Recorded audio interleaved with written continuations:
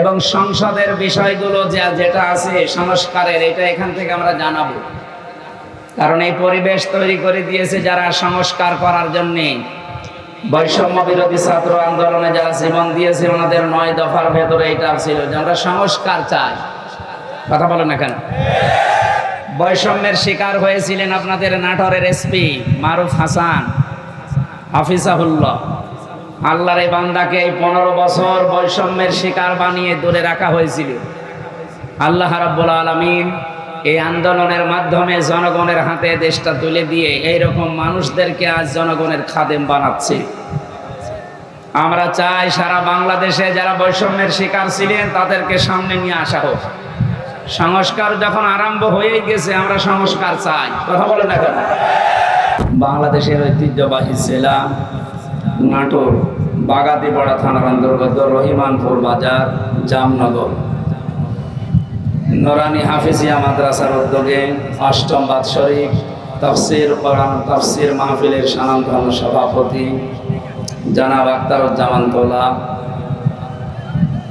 মাহফিলের প্রধান অতিথি বাংলাদেশ জামাত ইসলামী নাটোর জেলার সম্মানিত জেলা আমির অধ্যাপক ডক্টর মীর মোহাম্মদ নুরুল ইসলাম, বিশেষ অতিথিবৃন্দ, এতক্ষণ যারা আলোচনা রেখেছেন মাওলানা হুসাইন আহমেদ মাহফুজ চুয়াডাঙ্গা, হাফেজ মাওলানা মিজানুর রহমান, মাওলানা আতিয়ার রহমান, যত মানুষের নাম দিয়েছেন এমনি সময় কম, এত মানুষের নাম বলে দোয়া করতে গেলে আসরে আসাম দিয়ে দেবে। একবারে দোয়া করে দিচ্ছি, ওয়ারাফা'না লাকা যিকরাক। সানি এসেছে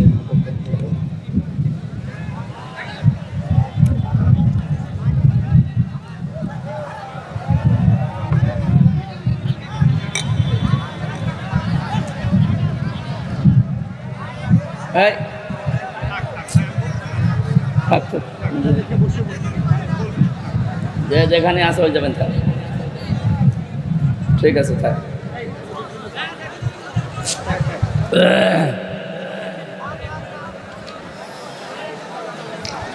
মঞ্চে বসা ওলামা ইকরাম, সামনে বসা মুসলমান ভাইরা, পর্দার আড়ালের সম্মানিতা মা এবং বোনেরা, প্রশাসনের ভাইরা, প্রাণ প্রিয় নাটোরবাসী, এটা রেকর্ড হচ্ছে, ভিডিও হচ্ছে, সারা দুনিয়াতে লাইভ চলছে। তামাম পৃথিবীর কাফের, মুশরিক এবং বাংলাদেশের নাস্তিক, মুরতাদার, মুনাফিকদেরকে আমি এই দৃশ্য দেখার জন্য আহ্বান জানাচ্ছি।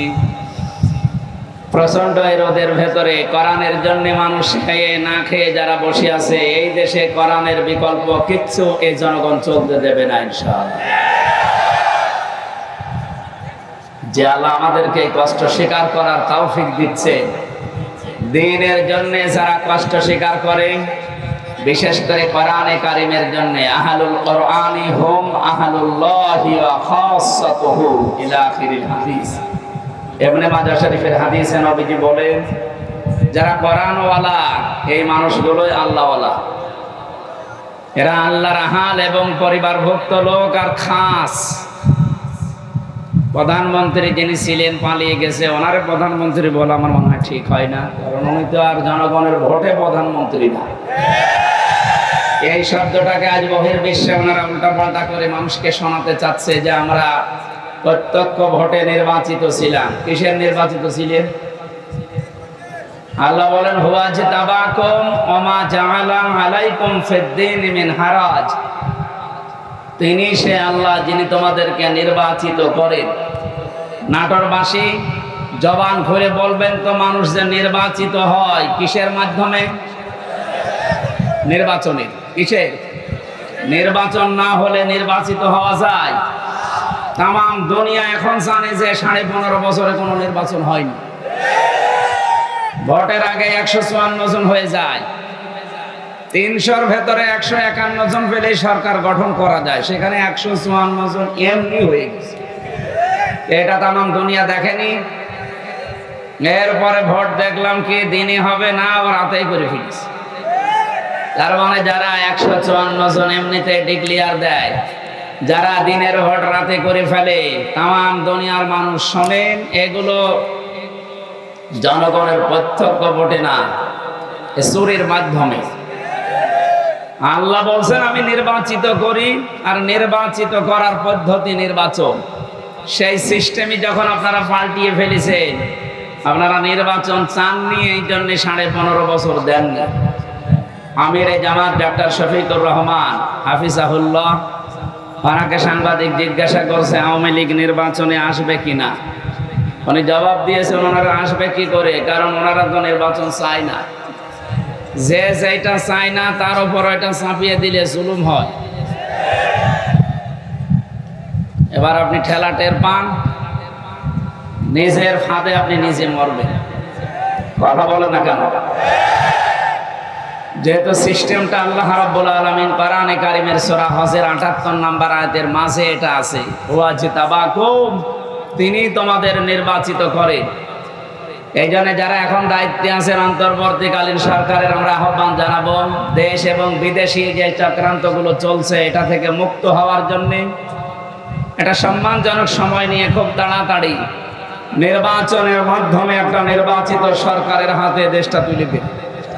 তাহলে এই ষড়যন্ত্রগুলো বন্ধ হয়ে যাবে ইনশাআল্লাহ। আপনারা বাস্তবতা এবং আন্তর্জাতিক বিষয় বোঝেন না, এখানে অনেক নিগূঢ় বিষয় লুকিয়ে আছে। যারা গবেষক, যারা চিন্তা ভাবনা করেন বিশ্ব নিয়ে, তারা টের পাচ্ছে। আমরা আবার আহ্বান জানাচ্ছি, এটা শুধু কোরআনের অনুষ্ঠান না, এখান থেকে আমরা সংশোধন হয়ে এবং সংসদের বিষয়গুলো যেটা আছে সংস্কারের, এটা এখান থেকে আমরা জানাবো। কারণ এই পরিবেশ তৈরি করে দিয়েছে যারা সংস্কার করার জন্যে, বৈষম্য বিরোধী ছাত্র আন্দোলনে যারা জীবন দিয়েছে ওনাদের 9 দফার ভেতরে এটা ছিল যে আমরা সংস্কার চাই। কথা বলে না কেন? বৈষম্যের শিকার হয়েছিলেন আপনাদের নাটোরের এসপি মারুফ হাসান হাফিজাহুল্লাহ। আল্লাহর এই বান্দাকে এই 15 বছর বৈষম্যের শিকার বানিয়ে দূরে রাখা হয়েছিল। আল্লাহ রাব্বুল আলামিন এই আন্দোলনের মাধ্যমে জনগণের হাতে দেশটা তুলে দিয়ে এইরকম মানুষদেরকে আজ জনগণের খাদেম বানাচ্ছে। আমরা চাই সারা বাংলাদেশে যারা বৈষম্যের শিকার ছিলেন তাদেরকে সামনে নিয়ে আসা হোক। সংস্কার যখন আরম্ভ হয়ে গেছে, আমরা সংস্কার চাই। কথা বলে না কেন? বিশেষ করে 1628টা চেয়ার যিনি পালিয়েছে, ওখান থেকে শুরু করে আপনাদের বাগাতিপাড়া থানার ওসি পর্যন্ত 5 তারিখের আগ পর্যন্ত যারা ছিল, আমরা চাই এই 1628টা চেয়ারে যেন ওরা আর না থাকে। এটা শুধু আমার না, আপনি সমন্বয়ক যারা 152 জন জিজ্ঞাসা করেন, প্রত্যেকের দাবি এইটাই। 1780 জন মানুষ জীবন দিয়ে গেল। 1780 জন মারা যাওয়ার পরেও যদি গণহত্যা না হয়, আমরা কি সবাই মরে গেলে গণহত্যা হতো? অনেকে বলছে না এরা এখনো শহীদ হয়নি, এরা এমনি এমনি ইয়ারকি মেরে জীবন দিয়েছে। আপনি দেন তো দেখি, আপনি যান, এই যে পুলিশ বসে আছে যারা গুলি চালাতো, এরা না। আপনি যান ওনাদের গুলির সামনে একটু বুকটা পেতে দেন তো, কত বড় ঈমান আপনার দেখছি। যান, শহীদ আবু সাঈদের জীবনের মায়া ছিল না? কথা বলে না কেন? জীবনের মায়া ছিল, কিন্তু যখন দেখেছি যে মুক্তভাবে চলতে পারি না, কথা বলতে পারি না, এই জীবন রেখে করবো কি? এই মানবতার পক্ষে থেকে শেষ পর্যন্ত জীবনটা দিয়ে আমাদেরকে একটা স্বাধীন দেশ দিয়ে গেল। একেও যদি আপনার শহীদ মনে না হয়, তা কেউ আবার কবর থেকে উঠে এসে বলবে যে এই দেখো আমি শহীদ হচ্ছি। এগুলো আর একটা ক্যান্সার। আমার কথা সাফ, কি হবে আগে পরে ওগুলো আমি ভাবি না, বাস্তবতার সামনে যেটা আসে ওইটাই বলছি। আমরা সত্যিই চাচ্ছি এদেশে 1628টা চেয়ারে সব যেন হাত খোলা থাকে আবু সাঈদের মতো। এতদিন হাত বাঁধা ছিল, এই জন্যে ওনাদের ইচ্ছা থাকলেও করতে পারে না। আজকে এরা কোরআনের তাফসীর মাহফিল অনুষ্ঠান সুন্দরভাবে করার জন্য আমার 1/2 কিলো দূর থেকে নিয়ে আসছে, অথচ 5 তারিখের আগে অনুষ্ঠানটায় 1/2 কিলো দূর না, এখান থেকে কুষ্টিয়া 45 কিলো বাধা দিত। দোষ ওনাদের উপরে যারা ছিল এই জালেমদের। আর প্রশাসনকে সারা বাংলাদেশের আর এক দিকে লাগিয়েছে এরা। মানুষ দেখলে এখন ঘৃণা করে, অথচ পুলিশের এই পোশাকটা সম্মানের পোশাক না। আমি যতটুকু দেখেছি ওনাদের কাজ কারবার, যে অ্যাক্টিভিটিস রাত দিন, সত্যি যদি হাত খোলা অবস্থায় কাজ করতে পারে, এগুলো একেবারে জিন্দা আল্লাহর ওলি। খালি চাপে পড়ে করতে পারে না, এই জন্য মানুষ ঘৃণা করে। ওনাদের যে ডিউটির কোনো শেষ নেই। বাংলাদেশের প্রত্যেকটা দিক এবং বিভাগের ডিউটি আছে। 8 ঘন্টা আপনি ওভার টাইম করতে পারেন, ওদের কোনো ওভার টাইম নেই। 24 ঘন্টা টয়লেটে আছে, যদি কল আসে ও অর্ধেক থুয়ে দৌড় দেওয়া লাগবে। হ্যাঁ, আমার দুলা ভাইও আছে। খুব পরিশ্রম করা লাগে এই চাকরিতে। বাংলাদেশে একটাই চাকরি পুলিশের, অথচ এই বাহিনীকে এ জাতির বিপক্ষে দাঁড় করিয়েছে জালেমরা। সবাই না, ওপরে কয়েকজন ছিল ওই জালেমদের দোসর, ওদের কারণে আর সারা বাংলাদেশের সব পুলিশের বদনাম। আমরা চাই ওই মানুষগুলোকে, বিশেষ করে এই হাউ আঙ্কেল, এই 3 ইঞ্চিরে ধরা দরকার। ধরে অনেক পিটিয়ে 6 ইঞ্চি বানানো লাগবে। এরকম কোলাঙ্গার যেগুলো ছিল, এদের কারণে এদেশের মানুষ জিম্মি হয়েছিল। এখন আসেন তো সামনে, এসে মাইক কাটি নিন, আসে। কোন মায়ের দুধ খেয়েছে আপনাকে দেখছে, আসেন। আমরা চাই এদেশে 96% মুসলমান আমরা বাস করি। কোরআনের কথা না, হাদিসের কথা না, মানবতার পক্ষে যার যতটুকু সামর্থ্য আছে কথা বলবে, বাধা দিলে ঠ্যাং ভেঙে ফেলাও। কয়েকদিন আগে বাংলাদেশের গোয়েন্দা বিভাগের সর্বোচ্চ যিনি দায়িত্বে আছেন, উনি কল দিয়েছিল, বলছে হুজুর কোরআনের কথা যেই ফোর্সে আল্লাহ জানিয়েছে ওই ফোর্সে বলবেন। 56,000 বর্গ মাইলের কোনো ইঞ্চি থেকে যদি কেউ বাধা দেয় একটু জানাবেন, ওরা একেবারে 14 বংশ উদ্ধার করে দেব। বললাম স্যার আপনি এতদিন ছিলেন কোথায়? বলছে হুজুর আমি নতুন দায়িত্ব নিয়েছি। এই জন্য আশা করছি উনি যেটা বলছিলেন যে আমি মুসলমান হিসাবে আমার যে দায়িত্ব আল্লাহ রাসূল দিয়েছেন, আমার ঈমান আছে, আমি ঈমানকে সামনে নিয়ে পালন করব। আর আমরা এইটাই চাই। কথা বলে না কেন? ক্ষমতায় কে যাবে না যাবে ওটা আমার দেখার দরকার নেই। আমার দেখার দরকার যে এই দেশে আল্লাহর বিধান কে বেশি পালন করতে পারে। আর আমরা এই অনুষ্ঠানগুলো আমরা ওই নিয়তেই করি। আজকে এসপি সাহেব কল দিয়ে বলছিল এই জেলায় নাকি সবচাইতে বেশি আত্মহত্যার প্রবণতা বাড়তেছে। এই এলাকায় আছে কিনা জানি না। আত্মহত্যা এই শব্দটা শুনলেই কেমন শরীর শিউরে ওঠে। কোরআনে 500 কবিরা গুনার কথা আছে, এটা একটা। কেউ যদি আত্মহত্যা করে, ওয়ালা তাকতুলু আনফুসাকুম, আল্লাহ বলেন আত্মহত্যা করো না। কে বলছে? সুতরাং আপনারা মুসলমান, আল্লাহর আদেশ মেনে চলবেন। যত কষ্ট হোক জীবন চালাতে, যার যত বেশি কষ্ট হবে আখিরাতে তার জন্য আল্লাহ তত বড় বাগান তৈরি করবে।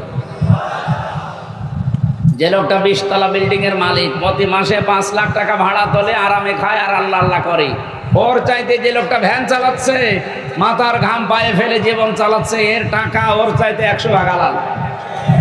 জান্নাত যখন আল্লাহ দেবে, এই 20 তলা বিল্ডিং এর মালিকের চাইতে ভ্যান চালককে আল্লাহ আগে দেবে। আপনারা রাজশাহী বিভাগ না, এটা রাজশাহী বিভাগের মানুষ তো, আর টাকা পয়সা আছে আপনাদের। গরিব মানুষ হচ্ছে রংপুরের। এ বিভাগের মানুষেরা গরিব তো।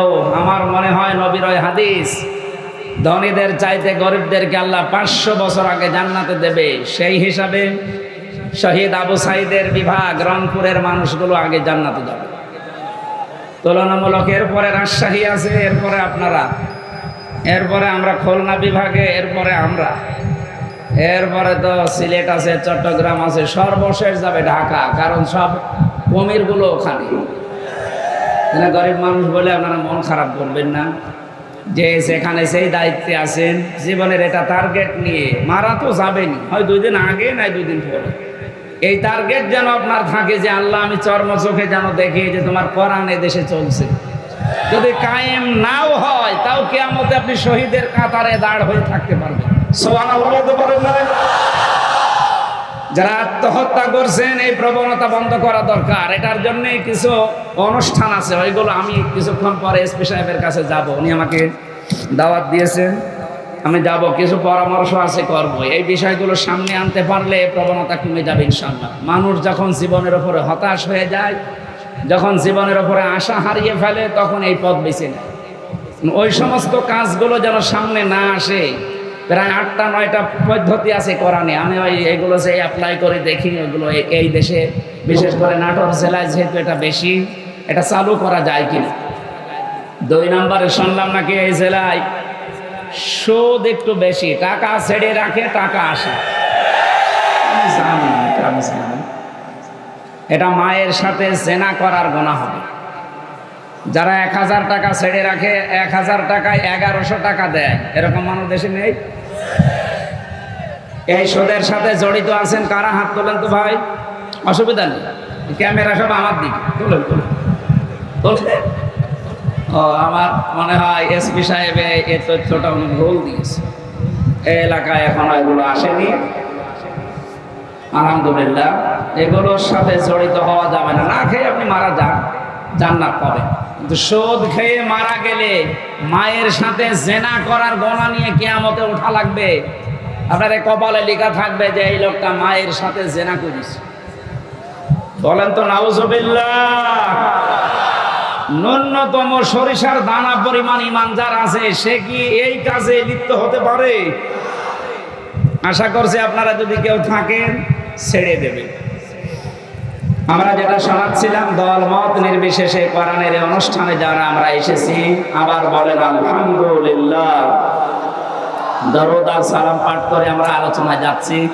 আজকের বিষয় জান্নাত প্রস্তুত কাদের জন্য? জান্নাত এটা প্রস্তুত করা আছে, কিন্তু কাদের জন্য আল্লাহ এটা প্রস্তুত করে রাখলেন সেটা কোরআন দিয়ে আজকে সম্ভব। তাফসীর মাহফিল লিখে দিয়েছেন সূরা আলে ইমরান 134-35 দুইটা আয়াত পড়েছি। আমার যতটুকু জ্ঞান আছে সামারাইজ করে নিয়ে এসে অন্তত যতক্ষণ সময় চালানো যায়। এই কিছু লাগবে ভাই, কিচ্ছু লাগবে, জান জান জান, কেউ নড়াচড়া করবে। আল্লাহ পাক বলেন উইদ্দাত লিল মুত্তাকিন, আমি জান্নাত প্রস্তুত করে রেখেছি, বানিয়ে রেখেছি, তৈরি করে রেখেছি মুত্তাকিদের জন্য। এখন মুত্তাকি কারা? আমাদের দেশে আমরা মনে হয় মুত্তাকি তাদের মনে করে যাদের এত বড় জুব্বা আছে, পাগড়ি মাথায় আছে, হাতে তসবিহ আছে, শুধু ঘন ঘন পান খায়। কথা বলে না কেন? না, মুত্তাকি হচ্ছে ওই লোকটা যে লোকটা আল্লাহর নিষিদ্ধ কাজ জানে যে এটা নিষিদ্ধ, শুধু ছেড়ে দিয়েছে, এর নাম মুত্তাকি না। কেউ যদি ঘৃণা করে ছেড়ে দেয় সে মুত্তাকি। আল্লাহর নিষিদ্ধ কাজ হয় দুইটা, আত্মহত্যা করা আর সুদ খাওয়া। এক কথা বলে না কেন? এই দুইটা কাজ শুধু ছেড়ে দেবে না, আজকে থেকে পায়খানার মতো ঘৃণা করে ছেড়ে দেবে, এ মাহফিল তাহলে সাকসেস হবে। আর এই জন্য এলাকার মানুষের এত টাকা পয়সা খরচ করে আপনাদের ডাক দিয়েছে, নাকি লোক দেখানোর জন্যে। সুতরাং আশা করছি এই দুইটা গোনা এলাকায় যেহেতু বেশি, আপনারা একটু মুক্ত হওয়ার চেষ্টা করেন।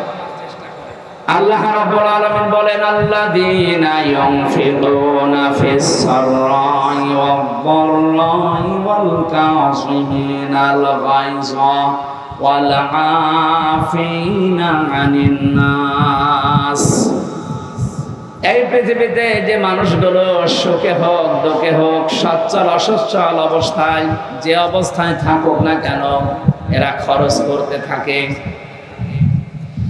অনেক মানুষ মনে করে টাকা পয়সার মালিক আগে হয়ে নি, তখন আমি দান সাদকা করব। আপনি যদি সালমান এফ রহমান, যেটা বাংলাদেশের ভেতরে সব চাইতে বড় চোরের তালিকায়, তার নাম 2 নম্বরে আছে। 1 নম্বরে ইসলামী ব্যাংকের সাথে জড়িত ছিল এস আলম, এইটা ও ৭৫,০০০ কোটি টাকা মেরে ফেলেছে, আর এ মেরেছে ৩৬,০০০ কোটি। এ দেশ চালাতে যা লাগে 3 ভাগের 2 ভাগে এরা 2 জন নিয়েছে, আর আমরা সব এই দেশে ভাড়াটিয়া। কোরআনে কারিমের নির্দেশ যদি আমার মনে হয় দেশে চালু থাকতো, এই 2 জনের হাত থাকার কথা না। গতকালকে 300 এমপি এবং 14 জন নির্বাচন কমিশনার যারা এখনো বেঁচে আছে, এই 3 ট্রাম্পের, এদের সম্পদের হিসাব চাওয়া হচ্ছে। আমার মনে হয় প্রত্যেকেই ধরা খাবে। এক কথা বলে না কেন? আমি যা দেখেছি প্রত্যেকে ধরা খাবে। সেদিন গিয়েছিলাম এই যে বড়গোনা, পটুয়াখালী, ওখানকার একজন মারা গেছে এমপি। ওর কত বিঘা জমি ছিল? 5.5 বিঘা না কত, 15 বছর আগে। এই 15 বছরের ভেতরে 800 কত বিঘা জমির মালিক সব আল্লাহ জিবরাইলের মাধ্যমে রাতের বেলা দিয়ে গেছে। একটা মানুষ যদি সারা জীবন টাকা উপায় করতেই থাকে, 850-60 বিঘা জমি কেনা সম্ভব? কি এমন কি আলাউদ্দিনের চেরাগ পেল এই 15 বছরে 5 বিঘা থেকে এত বেড়ে গেল? মানে এই সিস্টেমটা ঠিক নেই, এই জন্যই তো এই দেশটা উপরে ওঠে না। আমরা ইনসাফ এবং ন্যায় সত্য এটা যদি কায়েম করে দিতে পারি, সম্পদ যা আছে, মানুষ যা আছে, এইগুলোই সম্পদে পরিণত হয়ে যাবে।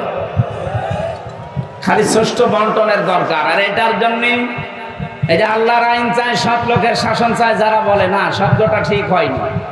আল্লাহর আইন চাই, সৎ লোকের শাসন হলে হবে না, সৎ এবং যোগ্য হওয়া লাগবে। এদেশে মানুষ সৎ ছিল, আমরা দেখেছি। এই দরবেশের মতো মানুষ আমরা মনে করতাম যে আজরাইল জিবরাইল মনে হয় জান্নাত থেকে নেমে এসেছে, অথচ লোকটা যোগ্য ছিল না। সৎ তো মনে করতাম উপরে উপরে, কিন্তু যোগ্য ছিল না। যোগ্যতা অর্জন করা লাগবে সতের পাশাপাশি। যেন আল্লাহর আইন চাই, সৎ এবং যোগ্য লোকের শাসন চাই, তাহলে দেশটা আবার দাঁড়িয়ে যাবে ইনশাআল্লাহ। আমরা যারা মনে করছে টাকা পয়সা কামাই করে নেই, তারপরে না, আপনি ওই পর্যন্ত যে কামাই করে টাকা পয়সা দিলে যা হতো, এই অসচ্ছল অবস্থায় যদি 5 টাকা দেন, ওই সময় 5 কোটি টাকা দেওয়ার সমান হয়। এই জন্য যে অবস্থায় থাকি, জান্নাত আমাদের জন্য প্রস্তুত করবেন। 1 নম্বরে গুণ অর্জন করা লাগবে, যেখানে যে অবস্থায় আছে, সচ্ছল অসচ্ছল, যতটুকু সমর্থ আছে খরচ করা, দিনের জন্য, মানবতার জন্য, গরিব দুঃখীর জন্য। এখানে একটা মাসলা বের হয়, যারা খরচ করে টাকা পয়সা, অর্থ সম্পদ, এগুলো খরচ করার ক্ষেত্রে হিসাব করা লাগবে যে আমি এগুলো করছি কি এখান থেকে বরিশালে যে, কুমিল্লায় যে, চট্টগ্রাম যে, না আমার বাড়ির আশপাশ দিয়ে। এই জন্য দান করার, সদকা করার নিয়ম হচ্ছে নিজের নিকট আত্মীয় থেকে শুরু করা। নিজের ভাইয়ের ছেলে লেখাপড়া করছে, বই কিনতে পারে না, ফর্ম ফিল আপ করার টাকা নেই, ও বরিশালে যে পীরের দরবারে একটা গরু দিয়ে আসছে। কিয়ামত পর্যন্ত আপনার ওই গরু কবুল হবে না, আগে আপনার ভাইয়ের ছেলেকে দেখেন। কথা বলে না কেন? এই যে রক্তের সম্পর্ক যেটা, এটা যারা দূরে করে দেয়, দূরে ঠেলে দেয়, খোঁজ রাখে না, তাদের মনের ভেতরে হাজারো ভয় আল্লাহ নিজে তৈরি করে দেয়। নবীজি এসে বলেছিলেন, হযরতে খাদিজা তার স্ত্রী বলেছিলেন, ইন্নাকা লা তাসিলুর রাহমা রিহমা বা রহিমা, হে নবী, হে আমার স্বামী, আপনি ভয় পাবেন না, কারণ আপনি রক্তের সম্পর্ক ঠিক রাখেন। এই হাদিস থেকে প্রমাণ হয়, যারা রক্তের সম্পর্ক দুনিয়ায় অটুট রাখবে, ঠিক রাখবে, তাদের মনের ভেতর থেকে আল্লাহ ভয় দূর করে দেবে। অথচ এখানে বহু আল্লাহওয়ালা মানুষ বসে আছে, আমরা নামাজ পড়ি, রোজা রাখি, হজ করে এসেছি, নিজের নিকট আত্মীয় স্বজনের সাথে সম্পর্ক ভালো না। কথা বলে ঠিক কিনা? নিজের আপন ভাই, আপন বোন, নিজের চাচা চাচি, ফুফু, মা বাবা, এর চাইতে আপন আর আপনার কাছে কেউ আছে? এই আপন জনগুলোর সাথে সম্পর্ক অধিকাংশ পরিবারে খারাপ। আমি যতগুলো কারণ পেয়েছি, তার 1 নাম্বার কারণ হচ্ছে অধিকাংশ বাড়ির পুত্রবধূ বউদের কারণে স্বামী তার রক্তের সম্পর্ক নষ্ট করে ফেলে। এটাকে বেশি বললাম? কথা বলে না কেন? আমরা জামাই, আমি সহ যত জামাই এখানে বসে আছে, এই যে কোরআন শরীফ আমার সামনে, আল্লাহর কসম, আমরা জামাইরা যেভাবে শ্বশুর শাশুড়িকে মনে করি, যেভাবে শ্রদ্ধা করি, সম্মান করি, তাদেরকে দেখি, ওই নজরে যদি আমার বউগুলো আমাদের মা বাবা, আমার বোন ভাইকে দেখতো, এই দেশে কোনো পুরুষ আলাদা হতো না। আপনি শ্বশুর শাশুড়ির জন্য হাজারো করেন, অসুবিধা নেই, বউ খুব খুশি। একটু যদি নিজের মা বাবা, আপন বোন, আপন ভাইয়ের জন্য সামর্থ্য অনুযায়ী খরচ করতে চান, তখন দেখবেন আল্লাহ আলাম এই মানুষ মনে করছে ওরকম পাওয়া যায় না। আপনার মন এত ছোট কেন? আপনি তো আরো স্বামীকে অভয় দেবেন, বারবার স্বামীকে বলবেন, স্বামী যা করো করো, দুনিয়া আখেরাত যা হয়ে যাক, সম্পর্কগুলো একটু ঠিক রাখার চেষ্টা করো। কারণ নবীজি জানিয়েছেন, কোন স্ত্রী যদি চায় আমার স্বামী আরো বেশি দিন বেঁচে থাক, আমার স্বামীর সম্পদ সম্মান আরো বেড়ে যাক, সে যেন বারবার তার স্বামীকে তাকিদ দেয়, স্বামী যা করবা করবা, কিন্তু সম্পর্ক ঠিক রাখো। রক্তের কিসের?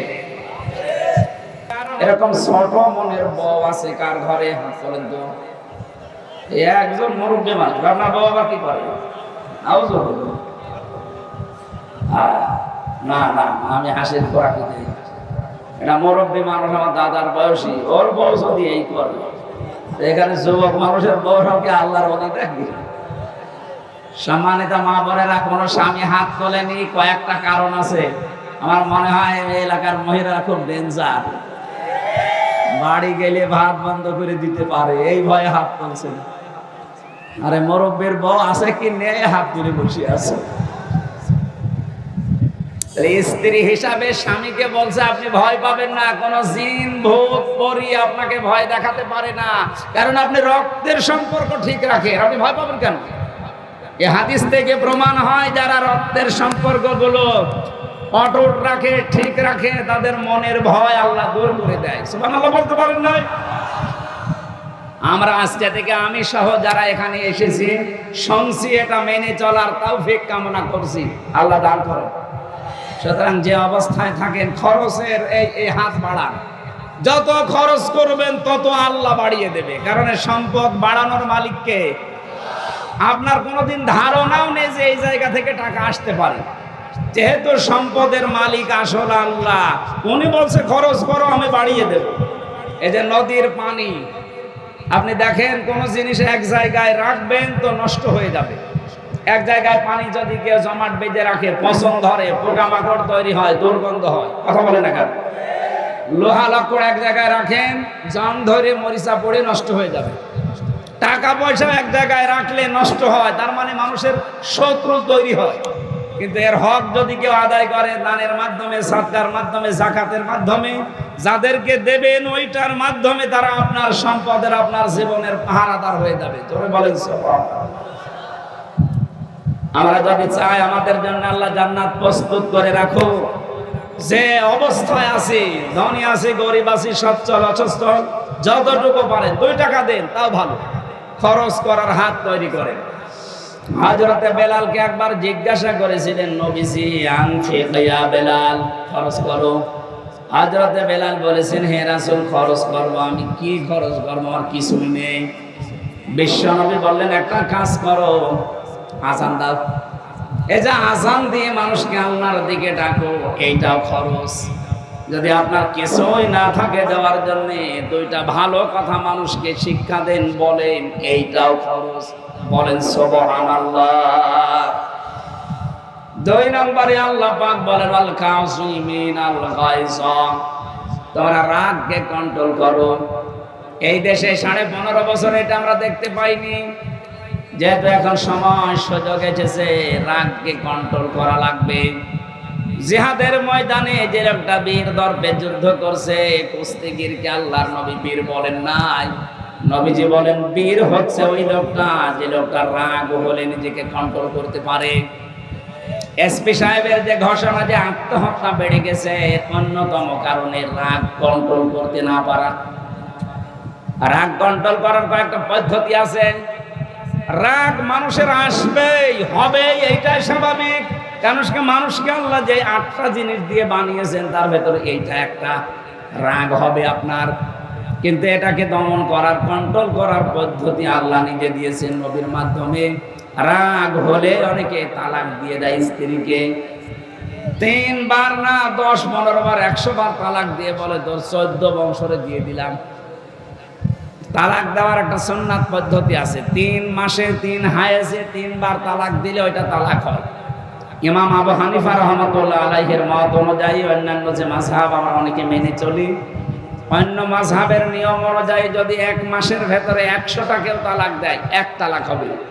তার মানে আপনার স্ত্রী মাসের ভেতরে হয়তো 5 দিন 10 দিন বাদ দিয়ে 20 দিন পবিত্র থাকে, পরিষ্কার পরিচ্ছন্ন থাকে, বাকি অসুস্থ থাকে 5 দিন, 3 দিন, 10 দিন। এই 10 দিন বাদ দিয়েও যদি 20 দিন তারে পবিত্র পান, তালাক দিতে চাইলে কয়েকটা পদ্ধতি পার করা লাগে, 5টা। বিভিন্ন শ্রেণীর মানুষ আছে, এই জন্য মাসলাটা বলছি। স্ত্রীর ভেতরে যদি আল্লাহ বিরোধী কোনো কাজ কারবার দেখেন, ফরজ নামাজ পড়ে না, ফরজ রোজা রাখে না, স্বামীর জায়েজ কথা মানতে চায় না, এমনকি নিজের শরীরকে যে পর্দায় রাখা দরকার এইটা রাখতে চায় না, তাহলে প্রথম তারে 1 নম্বরে ওয়াজের মাধ্যমে পরিবর্তনের চেষ্টা করা। তাদেরকে ওয়াজ করো, এর মাধ্যমে যদি ওর পরিবর্তন না আসে তাহলে ওর বিছানা আলাদা করে দেওয়া। এতেও যদি ওর বিবেক না খোলে তাহলে মৃদু আঘাত করা মানে শাসনের জন্য, তাহলে এমন মার দেওয়া যাবে না যে দাঁত মুখ খুলে গেছে। জেলখানায় এই 3টা বছরে আমার মনে হয় 100 জনের 60 জনকে আমি দেখেছি এই পারিবারিক জীবনের মামলা নিয়ে জেল খাটতেছি। কিচ্ছু না, সেরকম কোনো বড় বিষয় না। এ পারিবারিক জীবনে ঠুনকো একটা বিষয় নিয়ে হয়তো স্ত্রীকে সংশোধনের জন্য একটা চড় দিয়েছে, ও ছাতা গেছে নদী। এখন যিনি জল্লাদের দায়িত্বে আছে কেন্দ্রীয় কারাগারে, ইলিয়াস, আগে ছিল শাহজাহান জল্লাদ, এখন ইলিয়াসের দায়িত্বে এসেছে। এই লোকটার মামলা আমার মাঝে মাঝে আসতো আমার কাছে, ফাঁসির এই কন্ডেম ছেলে বলছে, হামজা ভাই আমি 17 বছর ছিলাম সৌদি আরবে, এসে বিয়ে করলাম, বিয়ের পরে দেখি আমার মার সাথে বর কোনো মিল নেই, কিছু করলেই বর মন পাওয়া যায় না, খালি রাগ করে ঝগড়া করে।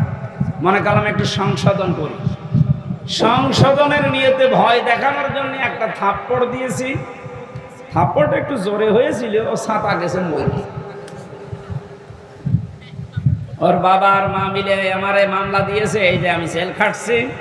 আমার প্রথমে ফাঁসি ছিল, এখন আমার যাবজ্জীবন। 30 বছর জেল খেটে বের হওয়া লাগবে। বলেন আপনি 17 বছর বিদেশে কাটিয়েছে, 30 বছর জেলের ভেতরে, আরো 25 বছরে হয়তো বিয়ে করেছে, সব মিলে কত বছর ওর জীবন থেকে শেষ। ও আর কি করবে? অথচ বিষয়টা খুব বড় না, মাত্র সংশোধনের জন্য একটা থাপ্পড় দিয়েছিল বউকে। এই জন্য পারিবারিক জীবনে খুব হিসাব করে তালাকের এই বিষয় এবং এই গন্ডগোল এই পদ্ধতি মেটানোর কিছু সিস্টেম জানা লাগবে, নয়তো পারিবারিক জীবন কন্ট্রোল করা এই জামানায় সম্ভব না। সব এখন হাতের মুঠায় পাওয়া যাচ্ছে। স্ত্রীকে শাসন করার ক্ষেত্রে খুব সম্মান দিয়ে শ্বশুর শাশুড়ির সামনে আর সন্তানাদের সামনে গালিগালাজ দূরের কথা, চোখ গরমও দেওয়া যাবে না। যদি কিছু করতে চান তাহলে গোপনে যখন একান্তে থাকেন হাত চেপে ধরেন, পা চেপে ধরার দরকার নেই, বা বিভিন্ন জায়গা যা আছে চেপে ধরেন, ধরে বলবেন যে দেখো এই কাজ করা ঠিক না। ও যদি জ্ঞানী মহিলা হয়, যদি বিবেক থাকে, ও পাল্টাবে। আর ও যদিও নাম তো নেওয়া যাচ্ছে না, পরিমণির মতো হয়, স্বামীর অভাব নেই, ও বয়স যা স্বামী তার চাইতে বেশি, এইরকম বিবেকহীন হলে তো পারা যাবে না। যাদের অন্তত হালকা বিবেক আছে দেখবেন তারা পরিবর্তন হয়ে যাবে। সম্মানিত মা বোন যারা এসেছেন, আমি আশা করছি আপনারা ওই রকম উত্তরসূরি না, আপনারা উত্তরসূরি খাদিজাতুল কুবরা। আমি যে কথাটা বলার জন্য পর্যন্ত এসেছিলাম, কেউ যদি স্ত্রীকে তালাক দিতেই হয়, 4 নম্বরে তাকে সংশোধনের জন্য মায়ের দেওয়া জায়েজ আছে, কিন্তু লাঠি হওয়া লাগবে 1 বিঘত পরিমাণ। এটা আবার মার লাগবে মাথা থেকে পা পর্যন্ত, মুখে, বুকে, পিঠে আর এই মাথায়, 4 জায়গায় মারা জায়েজ নেই মেয়েদের। কেউ যদি জোরে মারার কারণে কারো স্ত্রীর শরীরে কোনো জায়গায় দাগ পড়ে যায়, নোনসা পড়ে যায়, 100 উট কোরবানি দেওয়া লাগবে। জীবনে চোখে দেখেছি বউ মারা, যারা মারে এরা ইতর মানুষ। থানাতে যে দেখেন কত মানুষের পারিবারিক জীবন নিয়ে ঝামেলায়, প্রতিদিন নোট করেন, ওদের হাত ব্যথা হয়ে যায়। আশা করছি এ থানা এগুলো যেন সামনে না হয়, আল্লাহ আপনাদেরকে বাঁচার তৌফিক দিন। 5 নম্বরে হচ্ছে একেবারেই যদি না হয় তাহলে 2 পক্ষের গার্জিয়ান ডাক দেবেন, মিলমিশ করার চিন্তা করেন। এরপরে না হলে 1 মাসে 1 তালাক দেবেন, ওই 20 দিনের ভেতরে। এটা একটা মাসলা যে 1 মাস 30 দিনে যদি আপনি 1000 ভালো তালাক বলেন, 1 তালাক হবে। অন্যান্য যে 3টা মাযহাব আছে ওইটা, আর আমাদের আবু হানিফা রাহমাতুল্লাহ আলাইহির মাযহাব অনুযায়ী 1 জায়গায় যদি 3 বার বলেন যা আপনার বউ শেষ। না, এটাকে আবার হালাল করতে হলে এই যে হেলা বলে, হেলা হলে হবে না। কিসের হেলা? আপনি একজনের কাছে বিয়ে দেবেন একেবারে স্বেচ্ছায়, সে যদি সংসার করার পরে স্বেচ্ছায় ছেড়ে দেয়, তারপরে 3 মাস 10 দিন পরে বিয়ে করবে। আমার মনে হয় এরকম রুচি কারো আসবে না। এই জন্য এই পদ্ধতিতে যারা আছেন খুব সতর্ক থাকবেন। আর এটা হয় রাগের কারণে। কিসের কারণে? এই জন্য আল্লাহ বলেন জান্নাত আমি বানিয়ে রাখলাম তাদের জন্য যারা রাগ চেক দিতে পারে। এটা কত বড় বিষয় দেখেছেন? রাগ সেক দিতে পারলে হাজার বিপদ থেকে বেঁচে থাকা যায়। এই জন্য রাগ যাদের হবে প্রথমেই দাঁড়ানো থাকলে বসে পড়বে, এরপরও যদি না হয় শুয়ে পড়বে, এরপরেও যদি আপনার কন্ট্রোলে না আসে তাহলে ওযু করা লাগবে। যে সমস্ত জায়গায় পানি দিয়ে ভেজানো দরকার এগুলো দেন, আপনার রক্ত ঠান্ডা হবে।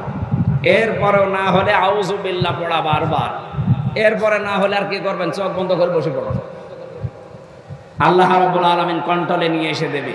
যারা রাগকে কন্ট্রোল করতে পারে আল্লাহ বলেন আমি নিজে তাদের জন্য জান্নাত তৈরি করে রাখি। সুবহানাল্লাহ বলতে পারেন না? 5 ওয়াক্ত নামাজ পড়া, 30টা রোজা রাখলে জান্নাত আমি তৈরি করে রাখি, এমন কথা আল্লাহ দেয়নি। বলেছে যারা রাগ কন্ট্রোল করে তাদের জন্য আমার জান্নাত প্রস্তুত করে রাখি। বলেন আল্লাহু আকবার। আল-আফিনা আনিন নাস, যারা মানুষকে ক্ষমা করে দেয়। এটা যে মহৎ গুণ নবীজির জীবনে আমরা পেয়েছি। বিশ্ব নবী মুহাম্মদুর রাসূলুল্লাহকে যারা নিজের দেশে থাকতে দেয়নি, এ কঠিন অবস্থায় নবীজি ক্ষমতা পাওয়ার পরে তাদেরকে ক্ষমা করে দিয়েছিল। এর দৃষ্টান্ত আজ অনেকে দেখাতে পারে না, অনেকে দেখানোর চেষ্টায় আছে। সম্মানিত ভাইরা, আমার মনে হয় আসরের নামাজ এখন 15 মিনিট বেশি হয়ে গেছে। নামাজটা এখানেই পড়ে নেবেন। আমরা তো মুসাফির, জোহর আসর একসাথে পড়েছি, আপনারা নামাজ এখানেই পড়বেন। আর আগামীতে মাহফিল কোনো কন্ট্রোল করে নেব, রাতের বেলা শুধু, দিনের বেলা মাহফিল আর করা যাবে না। যারা এসেছিলেন ধন্যবাদ জানিয়ে আমি ক্ষমা চেয়ে নিয়ে শেষ করে দিচ্ছি। আমি বাড়িতে একটু বিপদে ছিলাম।